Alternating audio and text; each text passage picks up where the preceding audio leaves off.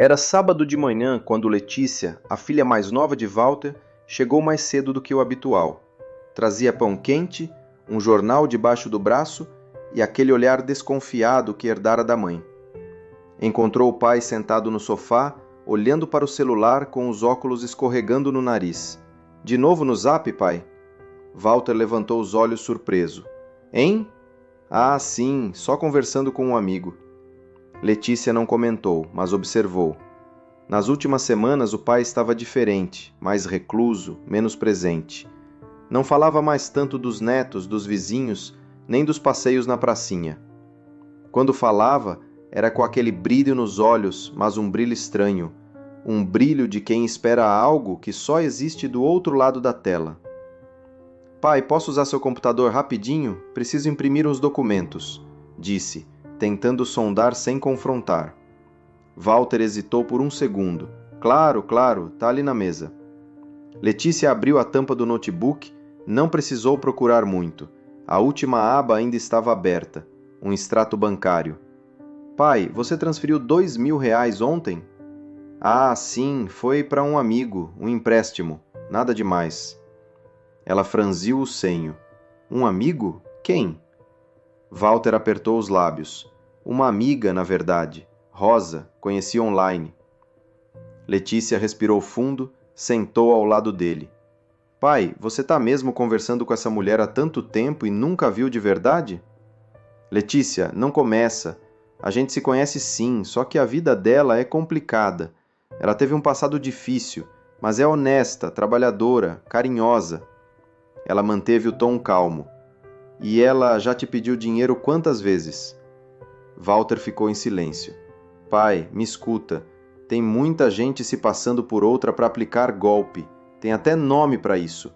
Estelionato sentimental. É real. É sério. Não é vergonha cair. A vergonha é não poder contar com quem ama você de verdade. Ele se levantou devagar. Foi até a janela, o olhar perdido lá fora. Você acha que eu sou bobo, é isso? Letícia ficou em pé também.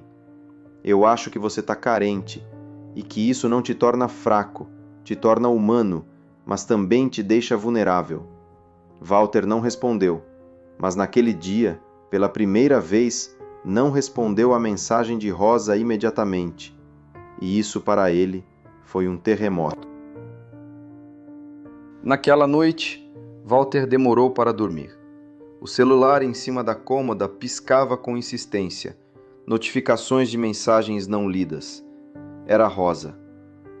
Amor, tá tudo bem? Fiquei preocupada com você hoje. Você sumiu. Será que fiz algo errado?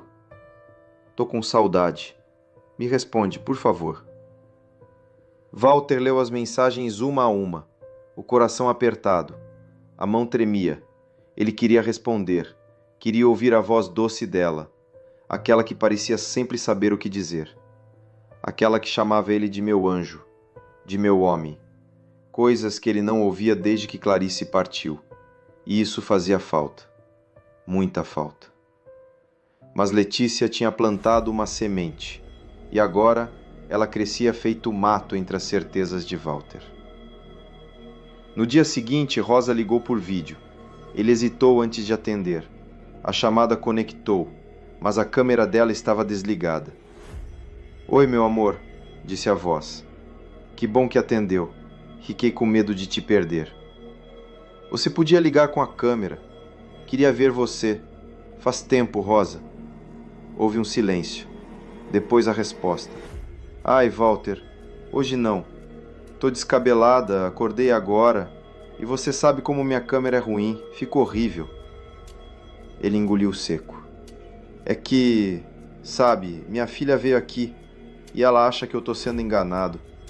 Que você... Ela te disse isso? Interrompeu Rosa com a voz trêmula. Walter, eu te amo. Eu nunca faria isso com você. Nunca.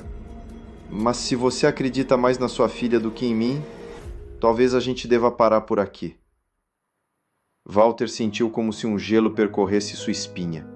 O medo de perder Rosa falava mais alto do que qualquer desconfiança. Ele tinha 74 anos. O que lhe restava senão um pouco de companhia, de atenção, Não, Rosa, não é isso. Me perdoa. É que tudo isso é novo para mim. Eu confio em você, sim. A voz dela suavizou. Eu sei, meu amor. Desculpa por ter me exaltado. É que eu também estou num momento difícil. Aquela questão da minha tia piorou. O tratamento é caro e o plano não cobre. Mas eu nem ia te pedir nada. Walter sentiu o aperto familiar no peito, o impulso, a vontade de ajudar. Afinal, era isso que fazia parte de quem ele sempre foi. Mas dessa vez, ele respirou fundo e disse: Me dá um tempo para pensar, tá? Só um tempo. E desligou. Na manhã seguinte, Walter acordou antes do sol. O rádio ainda tocava baixinho no fundo, mas ele não conseguia se concentrar nas notícias.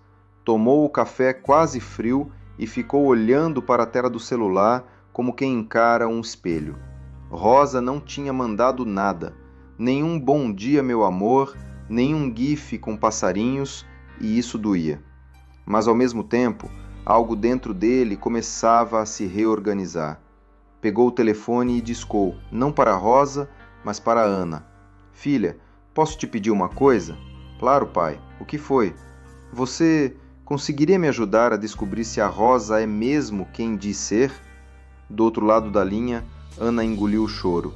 Era a primeira vez que o pai admitia em voz alta que havia uma dúvida, uma rachadura na armadura da ilusão.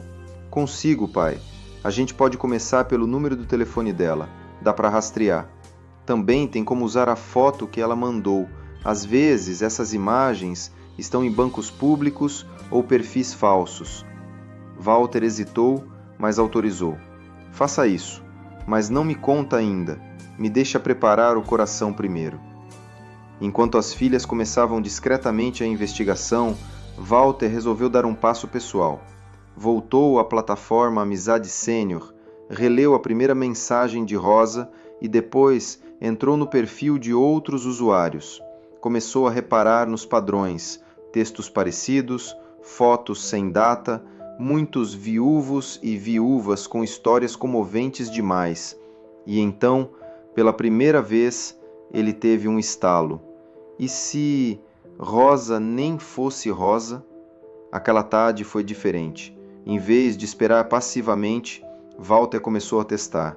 Mandou uma mensagem para Rosa dizendo que havia perdido o acesso ao banco, que só conseguiria transferir dinheiro de novo dali a 2 semanas. A resposta veio em menos de 1 minuto. Ah, meu amor, poxa, justo agora. Nenhuma pergunta sobre ele, sobre como ele estava, apenas decepção, um incômodo sutil. E com isso, Walter sentiu. Não sabia ainda a verdade completa, mas sentiu. Era como se o coração finalmente começasse a enxergar. E agora ele precisava da verdade, toda ela. 2 dias depois, Letícia apareceu com o celular na mão e os olhos marejados. Pai, consegui algumas respostas, mas não são fáceis. Walter fez que sim com a cabeça. Estava pronto, ou ao menos achava que estava. A foto que a Rosa mandou é de uma atriz argentina. Achei em 3 perfis diferentes com nomes diferentes. E o número de telefone, ele está vinculado a um CPF de um homem, um golpista conhecido em outro estado. Walter ficou imóvel. O tempo pareceu congelar ali, entre a respiração da filha e o som do vento na cortina. Você tá me dizendo que Rosa nunca existiu? Pai, existiu só na sua esperança, na sua carência, na sua vontade de ser amado. E isso não é culpa sua. Eles se aproveitam disso, de gente boa como o senhor. Walter abaixou a cabeça. Era como se uma parte dele tivesse morrido ali. Não Rosa, mas o sonho, a ilusão, a ideia de que ainda poderia haver um recomeço. Na mesma tarde, Ana foi com Letícia até a delegacia. Registraram um boletim de ocorrência e entregaram todos os prints e contatos suspeitos. A polícia disse que casos assim têm crescido. Era pouco provável recuperar o dinheiro, mas talvez pudesse evitar que outros caíssem no mesmo golpe. Elas sabiam, fazer justiça às vezes também era uma forma de cuidar. Mas depois algo inesperado aconteceu. Ele levantou, foi até a estante, pegou o violão, dedilhou os acordes de uma canção antiga, de Clarice, a preferida dela. E pela primeira vez em semanas ele sorriu, um sorriso triste, mas verdadeiro. Eu caí, disse, mas estou de pé de novo. As filhas o abraçaram em silêncio, e naquele gesto ele entendeu. Ainda havia amor ao redor. Não aquele que se escreve com promessas vazias, mas o que se prova todos os dias, com pão quente, visitas diárias e mãos que acolhem sem pedir nada em troca. Rosa foi embora. Ou melhor, nunca esteve ali, mas Walter estava, e isso bastava.